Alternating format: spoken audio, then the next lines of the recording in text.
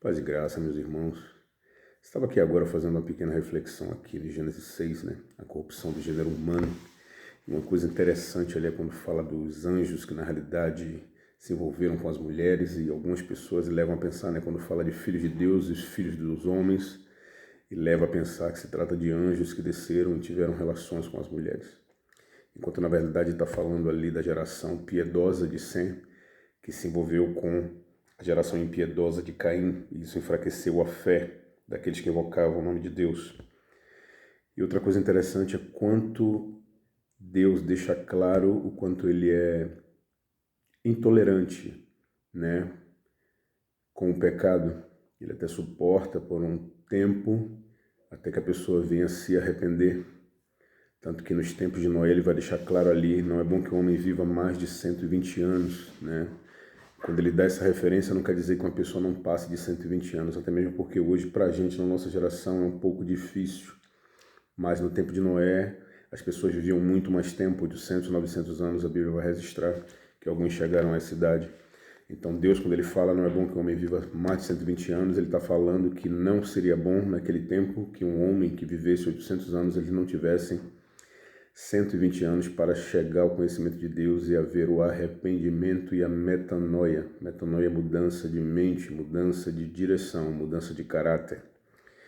E é interessante que Deus olha do céu e vê Noé. E ele disse, na realidade, que olhou em toda a terra e viu um homem justo. Isso nos leva a pensar muitas vezes, né? A tolerância de Deus e a maneira a qual nós oramos, e muitas vezes pensamos que Deus ele não está ouvindo as nossas orações, como Noé teve 120 anos para construir a arca. Enquanto Noé construía a arca, ele construía um testemunho, porque provavelmente, a Bíblia não vai deixar isso claro, mas Noé pregou durante 120 anos sobre o dilúvio. Ele disse que Deus iria enviar um dilúvio que destruiria tudo aquilo que respira, e provavelmente as pessoas não acreditavam. É semelhante a hoje, quando falamos de Cristo, e muitos na realidade não creem. De repente até você que está ouvindo também pode ser que não creia. Porém, quando chegou o tempo do dilúvio, quando Deus falou, Noé, entra na arca, você e tua família e todos os animais. E Noé entrou. Então eles perceberam que na realidade era verdade, porém já era tarde, né? É uma coisa que nos leva a pensar muito sobre crer e não crer, porque tudo é fé.